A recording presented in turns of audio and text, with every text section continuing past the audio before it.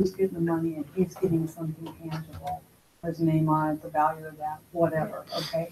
And so that would be the argument you make toward, yes, it's a contract, and yes, you have violated the contract. And then you could plead in the alternative and say, hey, if there's contract problems, we want this brought in on promise. Yeah. Okay. Next place I want to go is to that third element of contracts. All the subject can go long. Of course, this is the interesting part. And if a contract comes before a judge and there's something about it that's a problem, what the judge will try to do is not throw out the entire contract. So let's say that there are two sentences that violate the law in some way. If those two sentences can be removed from the contract and it can just continue as a valid contract without them, then that's what the judge will do. He will essentially rewrite the contract by removing it. If the two sentences contain some sort of information that's necessary to the contract, but what's put down there is a problem, then what a judge can do is essentially rewrite the contract and put in what's reasonable. And we talked about that before. So unless there's something from the get-go that makes this void, like, an agreement to kill somebody or something, we try to salvage the contract and just essentially the judge rewrite it to make it fly. So one area that could come up that cause a problem with the contract would be if your contract is in violation of some statute. So in that case, the judge will say, well, here's the problem with the contract, and it violates this particular statute over here. And of course, if it actually violates the statute, the judge cannot enforce it as it's written. So a couple of examples here. Most states, all states that I'm aware of, have gambling statutes. And these gambling statutes are kind of left over from a time when there was more religious influence in government, concepts of sin and all that kind of stuff. And what these gambling statutes say essentially is that it shall be illegal to pay money to take a chance. Okay, that's kind of the definition of gambling. Well, back in the day, these statutes mainly said no gambling, period. And then, as a culture, as a society, we started tolerating different behavior. So as an example, when I was growing up in Indianapolis, all the Catholic churches would have like an annual fest kind of, party from a Friday through a Sunday night. Start Friday afternoon, go through Sunday night. And they would put out, a big board in front of the church advertising this thing, and they do it for years. So it'd always be the third Saturday or whatever. And the churches that were close together in town would pick different weeks so they wouldn't, trample on each other. And the big thing back then was to raffle off a car. So if it was a rich parish, they would always raffle off a Cadillac. And if it wasn't so rich, it'd be a Chevy. And they'd park the car in the front yard of the church for like a month or so before this with their sign, and everybody would show up. And Catholics, non-Catholics, everybody went to this stuff. It's just what we did. Well, it was all illegal because it all violated the Indiana gambling statutes. Except that when I was growing up there, all of our cops were Irish Catholics. Okay? And we all enjoyed going and everything, and nobody ever complained. So, that's was a case of sort of behavior and culture and everything pushing aside from those laws. Well, 40 years ago or so, when the states started offering state-sponsored or state lotteries, as you can imagine, they had to do a pretty big rewrite on some of these statutes to allow an exception for the state itself to hold a lottery. Where you can run into this is if the advertising department comes up with some sort of an idea of a giveaway, a contest, and you have to buy the product to enter, and then you can get this code off of your product, go online, put that on the entry form, sign up to win a trip around the world. Or more old-fashioned would be take the label off of the product, fill out that form there, mail it in. A lot of times that causes problems because what the law would say is if the product costs like $3.29, you paid $3.29 to take a chance on winning the trip around the world. So So if you look at the fine print in some of these contests, it'll say not valid in the following states, and it might be like 5 states. Chances are it's because the lawyers have said this will violate those gambling statutes. So this is a real good example of why anything that goes out of the company, any message needs to be run through the legal department. Because the real creative people in the advertising department and all that come up with this, the last thing they want to think about, whatever, is law. And they don't want to show any of their stuff to the legal department because the lawyers will go, no, well, that could cause a problem, that could cause a problem. You know what? You don't want going outside the company and having it cause a problem.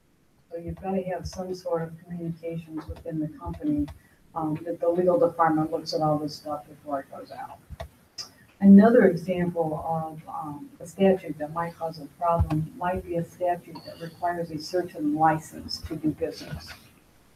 And an example of these would be like a license to practice medicine, a license to practice law, some of those.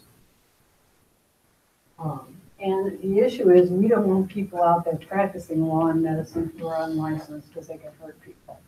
Or a license for a plumber, that guy could trash your house, or a license for an electrician, that could trash the house. Yeah. Does this also include like licenses for particular types of businesses, like a liquor license, a tobacco license? Possibly. So the issue here is whether or not this license is in place to protect the public. And the rule is if it's there to protect the public and somebody doesn't have the license that they need, then future contracts based on this are going to have a problem. So if some guy does legal work and he doesn't have a license to practice in that state, and then he sends bills to his clients and they don't pay, and he takes them in and then sues them, there is no way the court is going to uphold that and let that guy get paid for practicing law without a license. So in a liquor license and that sort of thing, if there's some feature to that that protects the public, and I think the argument that would be made is that people that hold these have to have pretty stringent background checks. They don't want them to be in the mafia and that kind of stuff. You know, if you could make the argument that that would protect the public, then you would say that if that liquor license isn't present, that would affect future contracts. On the other hand, if the point of this license is just to raise money for the state, so let's say there is some sort of ordinance in Kirkwood, Missouri, and it says if you're a resident of Kirkwood, you have to report that you own a bicycle and pay $10, and they give you a little sticker that you put on your bike, okay? And you think this is a ripoff and it's just a way to get $10 for Kirkwood and all that kind of stuff. If you don't sticker your bicycle and then you go in to sell an unlicensed bicycle, that's probably going to be fine. Because the point of that was just to get $10 for Kirkwood. It wasn't a safety inspection on the bike or anything like that. Okay? So ask yourself what the point of the licensing statute is. If it's to protect the public, then you need to have it. Okay, another one in this category that I don't expect you ever to see, but I think as an educated person you need to know what this is, are the blue laws. So what the blue laws are statutes that are held over from the time of more religious influence and all this. And they say that you cannot contract on Sunday. And where you would find these would be in the Bible Belt states, that would include Missouri as well as southern states. And so what that translated into, if you can't contract on Sunday, businesses couldn't be open on Sunday. And if you would ask why, they would say because you belong in church that day.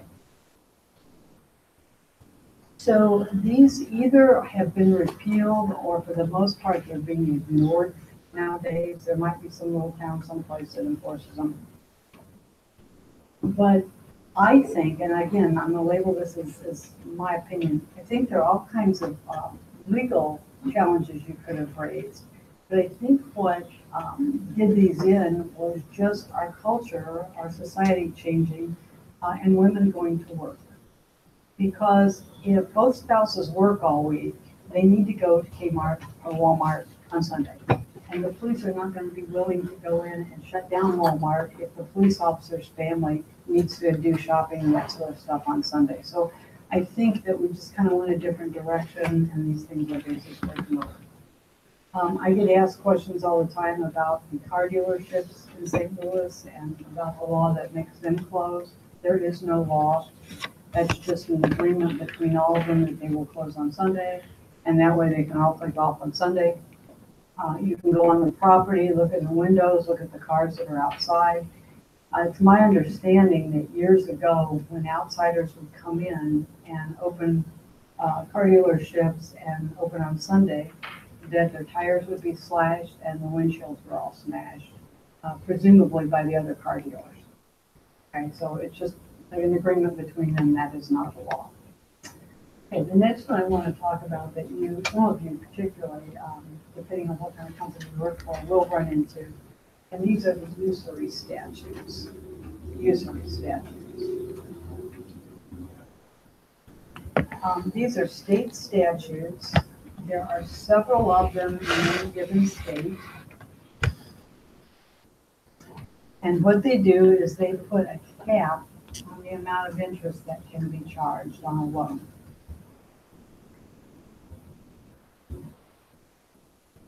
They put a cap on the amount of interest that can be charged on a loan. To know which statute is going to apply to your contract, you need three pieces of information. You need to know what kind of a lender it is, so is it a pawn shop or a bank?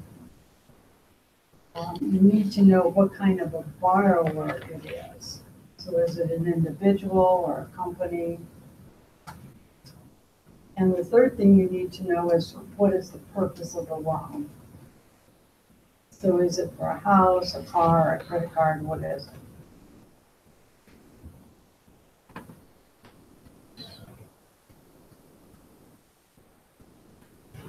So let me say this again. In any state, there are several usury statutes. To know which one would apply to a certain contract, you need three things. You need to know what the lender is, what the borrower is, and third, you need to know the purpose of the loan. So for example, most states will allow very high rates of interest to be charged on credit cards, like maybe 24%. Whereas on a mortgage, right now, there might be a statutory cap of 6%. For some of these lenders, like pawn shops, payday loans, rent-to-own furniture and all that, they can legally charge over 100% interest annually in a lot of places. And see, the sad thing about that is that the people who deal with those places are down on their luck, and they can't just walk in the front door of Bank of America and deal with them, okay? And oftentimes, these folks are not well educated, have all kinds of different issues going, and they are just flat out cheated because the contract that they sign can be usurious. In other words, the contract is more than the percentage allowed by law. Now, the pawn shops of this world and those outfits will say, well, we serve a certain segment of society that's not served by Bank of America. So let's say somebody gets a call and their mother's just died on the other side of the country and they need to fly to the funeral. They don't have a credit card. They don't have cash to go and buy an airplane ticket. But they can take their stuff and pawn it and get to mom's funeral. And as I say, the sad thing is they're already in a hole and they're digging themselves deeper. Most of those kind of contracts go on for years that people are cheated. These people don't know what usury is. They have no idea. They will never know they were cheated. The only time that this stuff can get out in the light sometimes and get into court is if, for example, these people go to an organization like Legal Services for Eastern Missouri, and that's an organization that provides free legal counsel to very poor people. And a lot of my students have volunteered there over the years, and it's quite a learning experience because a lot of these folks don't even know that they got a legal problem. You know, they know they got a problem, but they don't know it's legal. Or what's real common, they'll come in with one problem, like I got thrown out last night by my landlord, and then when people start talking to them, they got 20 problems. And here's this contract that was written at 18, and the legal limit on the interest was 15. Well, if that organization decides to make an example of this, and on their dime, pay the legal expenses, then this thing will go to court. But these poor people, I mean, they have no idea, and they have absolutely no power to protect themselves. So if a contract comes into court that's usurious, so it's written at a higher percentage interest rate than allowed, we can say for sure that the judge will not enforce it the way it's written, because that's illegal. But the judge has some choices. Let's say this was written at 18 and the limit is 15. What usually happens is the judge will rewrite the contract at 15, at the highest legal limit. That's what usually happens. If these people have already paid in too much for a while, the difference between the 15 and the 18, then they'll be given that amount of money back. Another thing that can happen is we say, well, how badly were they cheated? So here they were cheated by 3 percentage points. So what the judge could do is start with the 15 and deduct 3, rewrite the contract at 12. And so there the judge essentially says, the more you cheat somebody, the more I'm going to punish you. And then if it's a particularly egregious set of circumstances and the judge just needs to make a point here, he or she can rewrite the contract at 0. And that would mean that the borrower would have to pay back all the principal, but it would essentially be an interest-free loan. And when the judge does any of this stuff, in terms of changing the terms of the loan, that just spreads like wildfire through that whole community. And the other lenders clean up their act for a while. Okay, just a trivia question for you. This idea of a usury statute, that there's going to be a law someplace putting a cap on interest, where's the first or oldest instance of this that we found? This is an old idea. Anybody want to guess?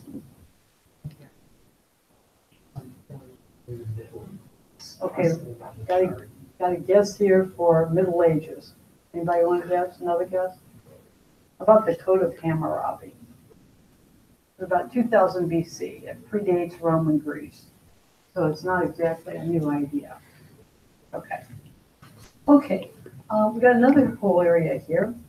If the judge doesn't like this contract and says, I'm not going to enforce this the way it's made, but the judge can't find an actual statute to hang his hat on and say it violates that statute, then what the judge can do is to say this violates public policy. And what public policy is essentially anything the judge wants it to be. So if you're unhappy with this decision, then you can jump up and down and complain and say, what is this? The judge just made this stuff up, where'd this come from? Well, with a lot of these public policy decisions, then those become law through case law. And those are followed, and we have additional cases and additional judges down through time that have cited this particular type of public policy. An example I have for you here that could come under public policy, or in some states it might be statutory.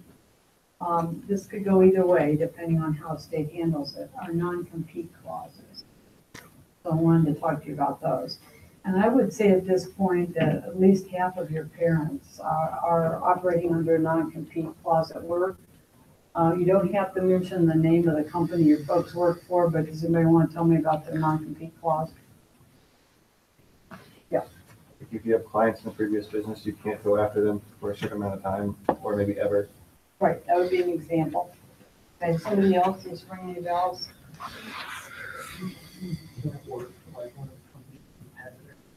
That would be one that you would find in it. Okay. You might want to ask your folks. I mean, At this point, you could have a very well-reasoned discussion with them on this. Again, it's one of those times where from the parent's point of view, it's like I'm actually talking to this kid as a grown-up. And as a parent, when that happens, it's a wonderful discussion to have, okay? And they will think it's worse than all the money here because you're learning things. So where you usually find these non-compete clauses is in an employment contract or in a sale of business contract. The non-competes don't stand alone. They're part of another contract, okay? So you're gonna find them in an employment contract or in a sale of business contract.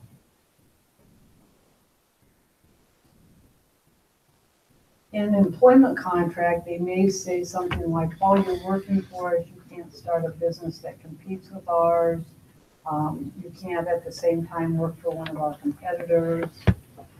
Or they might go even further and say, for a certain period of time after you leave us, you can't work for one of our competitors.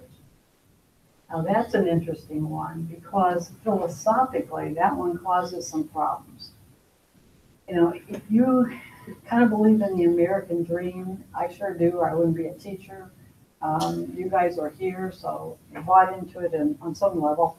The thought is that to better yourself, you start off by getting a good education. And then that helps you get the first job. And that experience in the first job helps you get the second job and on, and you just build on that experience. Well, the idea of having your hands tied behind your back and someone saying, you can't work for 2 years doing this thing that you're good at, or this thing that you've built your reputation in, is troublesome, okay? So what's interesting is the courts on the East Coast of the United States tend to enforce non-compete. The courts on the West Coast, including California, do not. I find that very interesting. And so if you are a company and you say, hey, these non-competes in our employment contracts are going to be really important to us, you might want to put in an employment contract a jurisdiction provision that if we sue each other, it's going to be held in this court, and then a choice of law provision using, XYZ law, and pick a state that enforces these non-competes. Yes. Missouri is right in the middle. How do we see them? We've got some really complicated law on this. Okay. You don't have time to share. It's extremely complicated. Okay. So, for example, if you think that you want to keep someone from working for a certain time after they leave your employment, you would have to, for that to be upheld, you would have to show why you think that's necessary. And then the restriction is going to have to be reasonable time-wise and geography-wise. So for example, if somebody's working in the computer industry and you say you can't work for the next 3 years, judge would throw that out in a minute. Because that industry changes so quickly that 3-year-old information, who cares? In some other industries, that's still a long time, but possibly in 3 years would fly.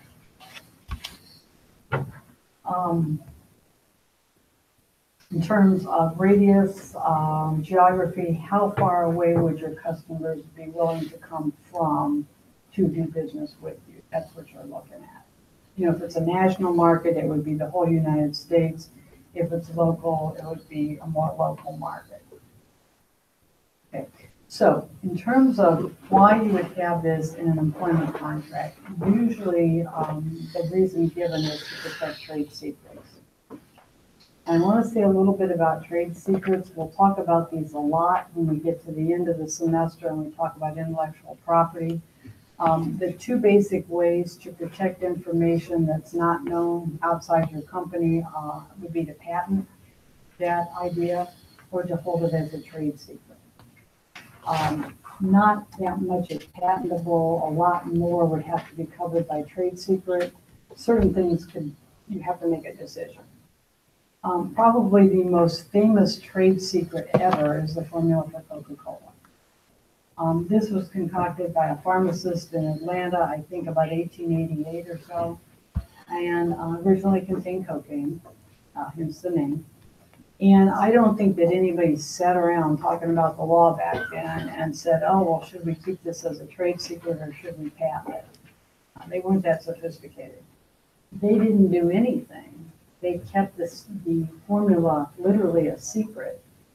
People have been trying for over 100 years to reverse engineer Coca-Cola and figure out how it's made, and they have not been able to do that. Coca-Cola tastes like Coca-Cola, okay? And so because of that, it's still, a valid trade secret. Now, at this point, they've got several formulas. And I don't know if anybody's ever been to the Coca-Cola Visitor Center in Atlanta. Anybody been there? Okay. When I was there, it was like a wine tasting room, except it was Coca-Cola. And one thing I do remember is the whole room was sticky. And I think little rugrats are, helping themselves to Coca-Cola, and their feet are sticking to the floor and everything. You go around like, here's a map of India, and so, oh, this is what this tastes like, and then, oh, here's what it is like in Japan. I will say back in the day when I started drinking Coke, which was probably back then, probably age 6 months, probably. Things were different back then. The Coca-Cola was made from cane sugar. And so what clearly imprinted on my brain was that flavor. After that, the Coca-Cola you guys have always had is made with corn syrup. And it tastes totally different, and it's not all that good. So I last had soda probably 15 years ago. But I would dearly love to have a Coke that was made with cane sugar, because I know when it hits the receptors in my brain, it would go, oh, I remember you. This is great. And one of my students told me that during Passover, in the kosher section of Schnucks in Ladue, you can get Mexican Coke. Okay? And also, if you go to Texas, certain restaurants have Mexican Coke, and it's bottled in Mexico, and they use the cane sugar. If anybody wants to know, okay, it's better than the stuff that we get up here. Yeah. I think the reason they might make with cane sugar in Mexico but corn syrup in the US is because of the ridiculous tariffs on sugar. All about money. We're so high. It's all about money. That's right. So, if you can say, hey, here's a trade secret, we don't want somebody stealing this. By having a non-compete, it's not that they can't steal it, but it's going to be harder for them to peddle it to somebody else. It's going to be harder for them to actually go to work for somebody else and take this stuff with them. The point I want to make in here is stealing trade secrets, if you actually commit criminal offenses like breaking and entering or whatever, is a crime. Or what you don't know yet is stealing trade secrets is a tort. And so if you steal trade secrets as a tort, they can go after you whether or not you have a non-compete. Okay, two separate things. The non-compete just makes it harder to use those at your next employer. Okay, an example of using a non-compete in a contract to sell a business. Let's say somebody is a hairstylist and owns a hair salon, and this person has quite a following of clientele. And they're going to sell this beauty salon, but they go across the street and open a new one. And all their customers follow them across the street. Well, what have you bought? Not that much. That really affects the goodwill and the value of the business. But if you put in there that the seller is not going to be a hairstylist within a territory of 20-mile radius for 2 years, okay, then that person can get a lot more for selling that salon. So that's where you would find it there. Okay, next category I want to talk about in terms of problem areas are exculpatory clauses. Exculpatory clauses. And this is a part of a contract that says that you're not going to be responsible for something.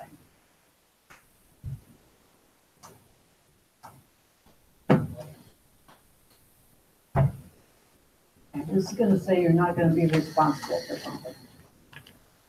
Okay, for this one, let's say that I have like a signboard that I put on myself, and got a sign on the front and the back, and it says I'm not responsible for anything I do. And so I just go around and kick people instead of whatever. Well, that exculpatory clause is not going to excuse my behavior because my behavior was intentional. The only time an exculpatory clause can help is if there's negligence. And what negligence means is that somebody wasn't careful enough. Okay. Negligence is if they're not careful enough. It's cheap to put an exculpatory clause in a contract. Ink doesn't cost much. An example of an exculpatory clause would be a sign in Schnucks parking lot over here that says, we're not responsible for damages to cars by shopping carts.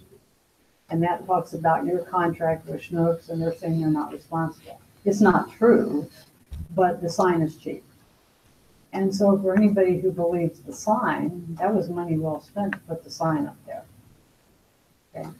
If, for example, this is a windy, stormy spring day, so high winds, and nobody has gone out to collect the carts, and the cart corrals are all filled, and people are having to leave their carts just out there in the parking lot, and you show up and the carts are going across the lot in the wind and crashing into cars, and you go inside and you say, hey, you need to get somebody out there and clean out those cart corrals. We've got problems out there. And 15 minutes later, somebody shows up and their car gets crashed into. They're going to have a cause of action against Schnucks because Schnucks was put on notice. Here's the situation. They were given reasonable time to clear that situation up and they didn't, okay? And so that new person is going to have the cause of action against them. So kind of bottom line with this exculpatory clause stuff is you can put it in your contract, but that's a different question as to whether the judge is going to pay attention to it or honor it. One place that you will find that these are upheld is in recreational activities. So parasailing, rock climbing, all that kind of stuff. You know, when they have you sign a release and the release will say all this terrible stuff that can happen to you, and you sign the release and say that you're not going to hold them responsible, typically the courts will enforce those because the courts are saying this is an extra. Okay, you didn't have to do this stuff and you knew what was going on and you did it anyway. Okay, I also wanted to give you a couple more examples of contracts that are going to be voidable. The one I've given you already when I kind of defined that was minors entering contracts, but I got a couple more for you. Okay, one category here would cover insane persons. And under insanity, we've actually got two different types of insanity. And the law is not very good nor very feeling or compassionate in the way they describe these things. One category would be people who are just plain crazy, okay? The other category is someone who has been found incapacitated, someone who has been taken into court and adjudicated insane. And usually the secondary part of that whole process is naming a guardian for that person. So with the just plain crazy people, their contracts are voidable. With the person who has been adjudicated insane by a court, their contracts are void.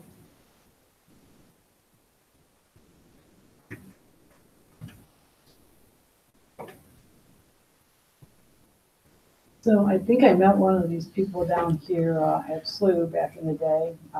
I'm guessing he was just plain crazy, although I wouldn't know if there was a court order. So I was standing over here on Grand waiting to cross and go over to BSC. And this guy came up to me. I noticed he was wearing a cape. And he got too close to me. And he's standing about here, and I didn't want to make eye contact with him. So I'm kind of, looking back. And he starts talking to me, and he says, hey, you want to see something? And I thought, dear God, no. And so then, as I'm looking like this, he reached backwards instead of forwards. And I remember thinking, well, now that's a good sign. Okay, and so he had a hood with his cape, and he had a book in the hood, and he brought the book out, and he put it right in front of my face. It was one of these self-published things, and the title was something like, Never Before Told, Top Secret, Unreleased Information About Extraterrestrials. Well, of course, he was one, And And his spaceship was parked around the corner, and he was there to take me off to his planet. I don't know. He's telling me all this stuff. It was just incredibly sad. So then the light changed, and I crossed to the other side. He didn't follow me. And I turned back to see if he was on city property, because I was going to call GPS if he was. He wasn't. He was on public sidewalk. He wasn't hurting anybody. Okay, well, let's let it go. Well, let's assume that he had entered a contract like a half hour later. In the perfect world, if they could have found me, put me on the stand, I say to the jury what I just told you, jury says, oh my gosh, the guy was nuts, then this would make that contract avoidable. And we're going to protect him like we would protect a child. And so up until the time that he regained his sanity, and for a reasonable time thereafter, he could get out of here. Of course, these are very hard to prove. The other category will be someone who's been taken into court and there's a court order that they're incapacitated. Back in the day, this would be mentally ill people of all ages, and of course, back in the day, they were hospitalized often for very long periods of time. The good news is now we have all kind of medication that helps deal with this. People are not hospitalized frequently, they're not hospitalized long-term frequently, and they can function much better. Where we see these kind of proceedings nowadays, to a large extent, is older people, and the problem is Alzheimer's. So the children realize that they're giving the money away or not able to, make decisions, and they're brought in. I've witnessed 2 of these hearings, thankfully not relatives of mine. It's just beyond sad, just absolutely beyond sad. And so what this means then is those people's agreements are void. They cannot contract. And what's unfortunate about that is it's kind of like somebody with AIDS. You don't know who they are because it's not on their forehead.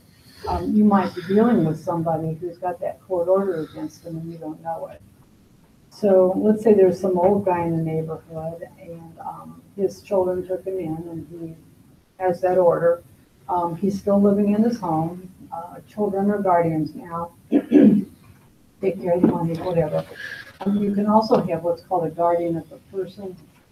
As a person who would make sure this person takes a day out, doesn't run out in traffic, run away, that sort of thing. There might be 2 different guardians. Anyway, so this old guy's out in his yard, and the neighbor comes over and says, hey, I haven't seen you for a while. And the old guy, he's slow, he's old, okay? And so the neighbor says, are you still driving? And he goes, no, my kids don't want me to drive. So then the neighbor says, well, do you still own that 57 Chevy? And he goes, yeah, it's in the garage. So they go look at it.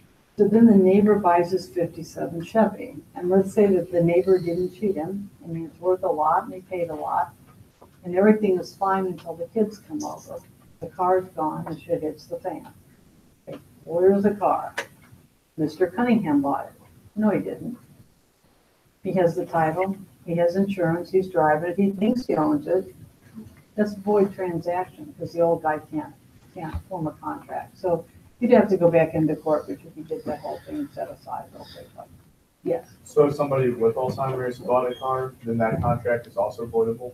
Okay, if somebody, I'm sorry. If somebody with Alzheimer's bought a car? Yeah, contract that'd be void. So what if there was a co-signer that didn't have Alzheimer's? It'd be valid for that person. Okay. Yeah. Okay, and then the last category under this area is intoxicated people, and this would be applied to alcohol or drugs. Okay. What this says is if somebody enters a contract while they're drunk or high, it's voidable. And it's voidable up until the time that they sober up and for a reasonable time thereafter. So you'd have to look at the case law or possibly statutory law that says what that reasonable time is. Say for instance, someone enters a contract where they're toxic, they don't know after they sober up. How long would that relationship between them being sober and not knowing that they toxic? Well, something like this, I mean, the fact that people don't stay drunk for very long, that reasonable time is not going to be long at all. Versus something like mental illness that could last for years and years, and a reasonable time after that could be longer. Okay. So the point is, you've got that window of time while you're drunk and a reasonable time thereafter to say, I want out of this deal. And once that window passes, then you're stuck with your deal. See, historically, this is why there was a waiting time that you had to get a marriage license and wait for a few days before you got married, because marriage is a contract. And they didn't want people entering the contract when they were drunk. So if you're drunk when you get the marriage license, the idea is you're gonna sober up and find it and go, oh, I didn't mean to do this, okay, so then you don't get married, or you sober up, oh yeah, this is fine with me, and you do. But long before we knew about STDs and all this kind of stuff, it was a matter of contract, and that's why that waiting period existed. Okay. Then I've got one more for you that comes under this category, avoidable, and that is fraud. Fraud.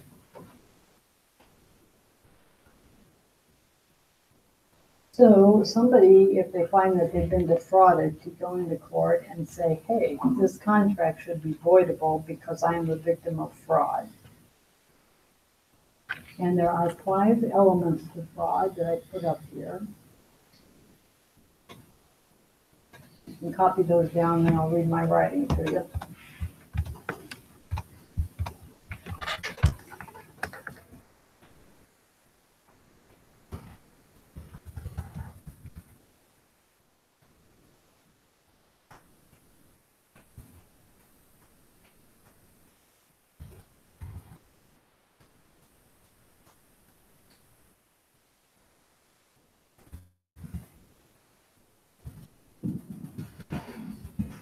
It's false representation of a material fact made with scienter. That's S-C-I-E-N-T-E-R.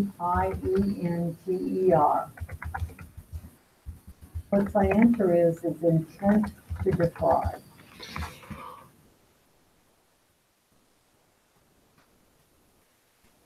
Justifiable reliance and damages.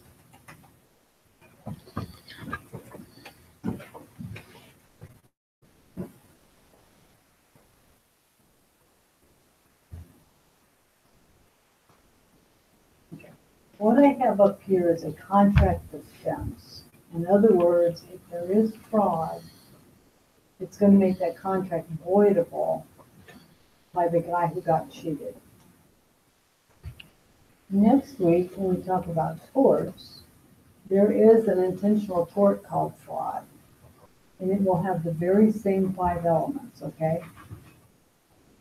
So this fraud can be both a contract defense and a tort. Okay, so here's my example. Let's say that you buy a new car and you drive that car for 20,000 miles, and then there is an abrupt electrical failure at the top. And all the systems shut down, and of course the power steering shuts down, and you're having trouble moving the wheel, and you're just pulling over here, get it out of traffic. Call the tow truck, they take it in, they reset everything, put in a new part, it's fine. But when they reset the car, all your presets are going to disappear, and your odometer is going to go back to 0. So you know that the car has mileage of 20,000, but the odometer reads out at 0. So you drive that car until it has 100,000 actual miles, and you put it up for sale, and in the ad you lie, and you say that the mileage is 80, and that's what it says on the odometer. Okay. That's a false representation, it's a lie. It is of a fact. Mileage is a fact. Mileage is not an opinion. An opinion would be, oh, this is the best car for its money in St. Louis. Oh, this is the best used car. We say that stuff all day. It doesn't matter. It doesn't mean anything, okay? But mileage is a fact. A material fact is one that could make or break the deal. A material fact is one that could make or break the deal. And if you're in the market for a used car, mileage is one of those things. Made with scienter, that would say that I knew I was lying. And I had the intent to defraud these people by making the car look like a better deal than it was. In other words, it was not an accident.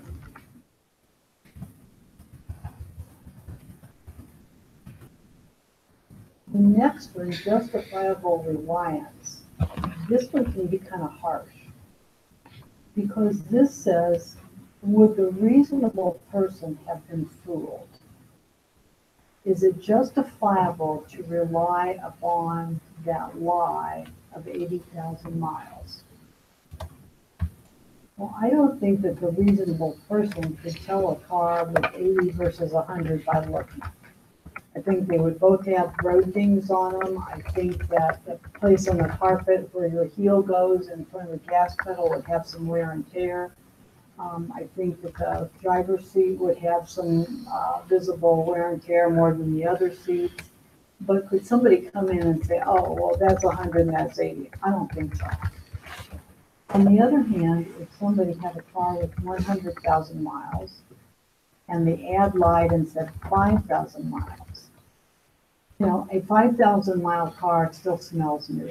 And so I think only a fool would fall for this one. What is harsh about this is if you're stupid, you're not protected because it has to be justifiable to believe a lie. And that seems really harsh because being stupid is a problem.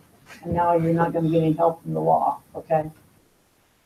And then finally, damages. And in my example here, what is the value of this make and model and year car with 100,000 miles? What is the value of this with 80,000? Let's say that the difference is $5,000. Well, what you did is you paid $5,000 too much for your car, and those are your damages. Yeah. So like, if the person in the scenario who's selling the car had completely forgotten about the initial 20,000 miles, forgot about Right. the visit to the mechanic, and just sees 80,000 on the odometer Right. and thinks, oh, my car has 80,000, that wouldn't be fraud because there was no intent to Because defraud, there's no because he had scienter, no scienter. Or if somebody had inherited this car, okay, and they knew no background on it or whatever, there couldn't be scienter. Okay. Okay, then I want to start talking to you about some of these contracts that need to be in writing to be enforceable. And so what I've first done is put a list up there. We sure won't get through all of them today, but copy down my list. I'll read it to you, okay? The title for this is Statute of Frauds, because Statute of Frauds is the law that covers the contracts that need to be in writing to be enforceable.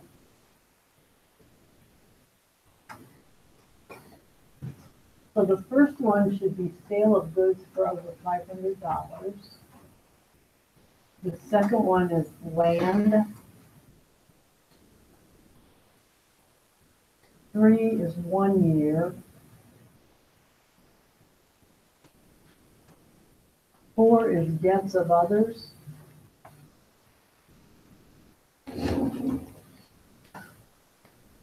5 is marriage.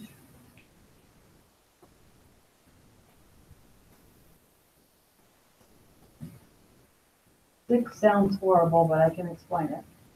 Agreements creating non-possessory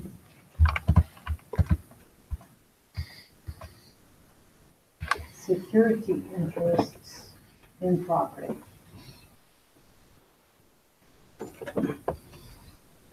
Agreements creating non-possessory security interests in property.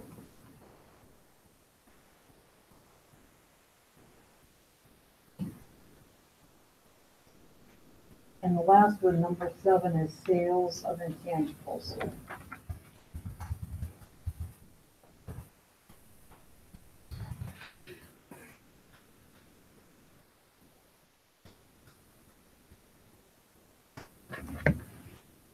Okay, so here's the background on this one. Originally, this was a law in England, and it was effective in 1677. The title of the law in England was An Act for Prevention of Frauds and Perjuries. And what it said was certain contracts have to be in writing. And by putting them in writing, we're going to protect people from lies. Hey, we agreed to this other thing. Okay, no, we agreed to this. From perjuries, lying in court, from fraud and all that. And what was interesting is if you go back to 1677, a pretty large percentage of people in England could not read or write. And so if you couldn't read or write, you would not own any paper, you wouldn't own a pen, you wouldn't have any books in your house. And if you're going to put together a contract that the law says has to be in writing, you need to go and hire a scribe and buy some paper. And the scribe needs to come over, and you and the person you're dealing with would describe your dealings, your agreement, and this person sits there and writes it down. So this would be very, very slow. And one thing that would be kind of good about it would be you would have time to kind of think through what you were getting into. And you would have time to say, hey, you know what, maybe I ought to bargain a little bit differently, or maybe I ought to think about this till tomorrow. I mean, it's not all bad the way this is. Well, clear up until the 20th century in the United States, we still had a fair percentage of people who couldn't read and write. And this always comes as a surprise, I think, to those of us who don't even think day to day that there are people out there who couldn't read and write. And so one piece of research that I found when I was doing like family research for my book, my husband had a great-great-grandfather who was wounded in Gettysburg. And he later was wounded in the Battle of Spotsylvania Courthouse, and he died from those injuries. But when he was wounded at Gettysburg, he was taken to an Army field hospital. And they took his stuff. He had two things. He had a gun and a coat, and they issued a receipt. And you can get copies of those receipts now from the Defense Department. So when I got a copy of this receipt, this man had signed his name with an X. Okay, this was a property owner. He was a farmer. He was in his 30s. He had children, a family he supported, and he couldn't read or write. And that wasn't all that long ago. So it's like, hey, this is the real deal here. In the United States, instead of that long title, we call this now the Statute of Frauds. And the idea is that if this falls under the Statute of Frauds, your contract terms have to come within what's called the four corners, like of the page.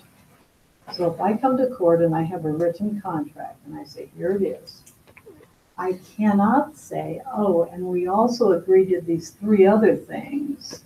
Let me tell you about those. You can't bring that evidence in. So if it's in writing and it has to be in writing to be enforceable, what the court will look at is only what's within the four corners of the writing. Okay. So the first one, which I mentioned in here before, actually comes from the UCC.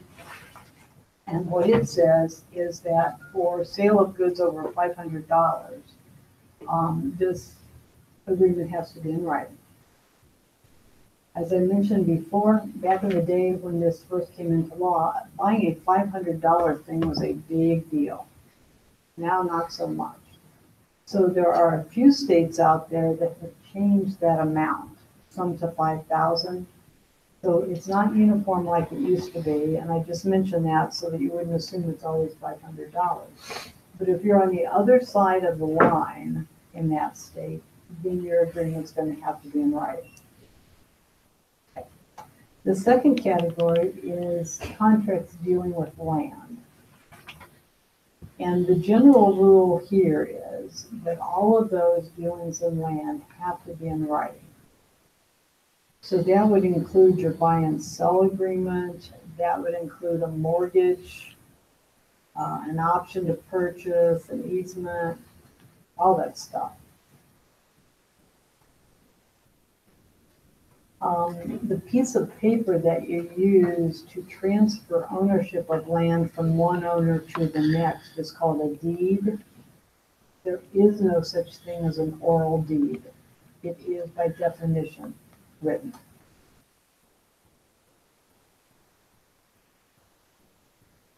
The only possible exception to number two is there are a few states out there that say that rental agreements or leases for under a year in length don't have to be in writing.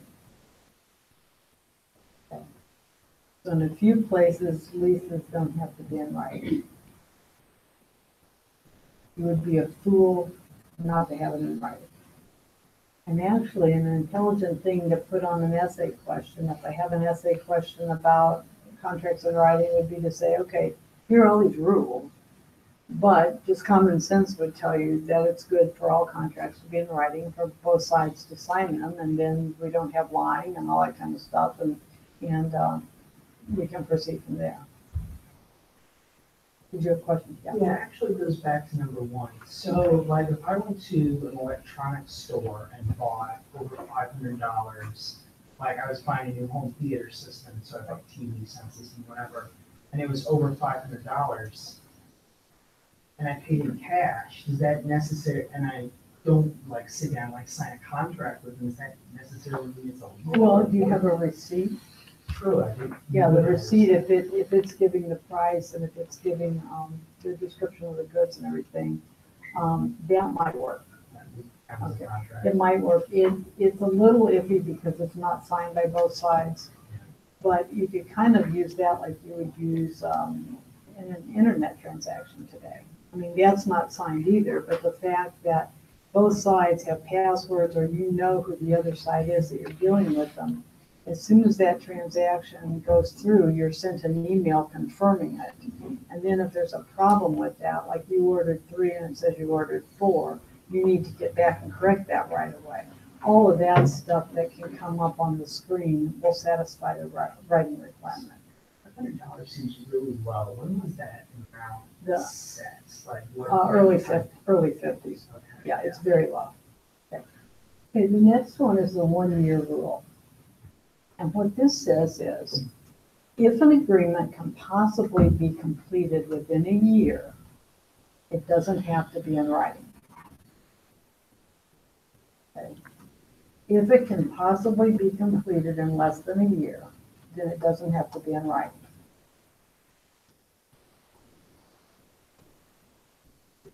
So let's say there's a factory that makes 2,000 widgets a year, and they run 2 shifts at this factory, 2 8-hour shifts, okay? And then somebody the next year goes in and enters a contract with that company for 3,000 widgets. And the question is, could that be performed within a year? Well, if this company adds a 3rd shift and the production rate is the same, then that would give you your 3,000 widgets, right? Now, is it going to cost some money to add a 3rd shift and pay more people and all that? Sure.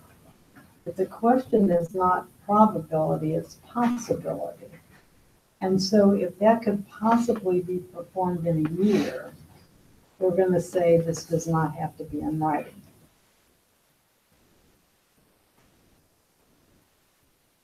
Again, if you got something kind of long-term, it's silly not to have it in writing. So here's another example. Let's say that somebody wants to teach the 2nd grade for next school year with the Rockwood School District. Does that contract have to be in writing to be enforceable? Well, how long does the 2nd grade last? 9 months? Something like that for the school year? That could be performed within a year, and so that contract would not have to be in writing. If you need to have it in writing, you should have it in writing, I should say, but it doesn't have to be in writing for these purposes. Okay. Here's an example of this one that actually comes from law school. And originally this was a very sexist example, so I'll try to be neutral when I offer this one. Let's say that there's this rich guy who's a famous business person and he started, good businesses and he's a good guy and he employs people and all this kind of stuff.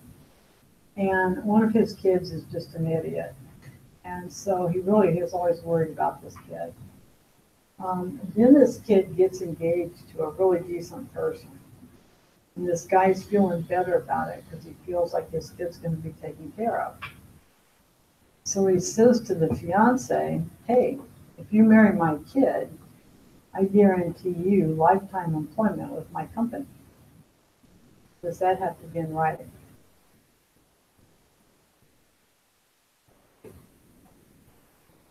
Could that possibly take place within a year, in less than a year?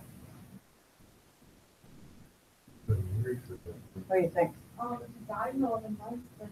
I'm yeah. sorry? If he died in 11 months, then he would have been employed for. That's it exactly. That's the answer. See, all of us are thinking that the fiance is 26 and healthy, right? And, you know, guaranteed contract for your lifetime, my gosh, that's gonna be over a year. But in reality, anyone could be hit by a bus, and that could end tomorrow. So that could be performed in less than a year. Therefore, it doesn't have to be in writing. And this is one of these ones that if you didn't have that one in writing, you're really stupid. Everybody follow that? So it's not probability, it's could it possibly be performed in less than a year?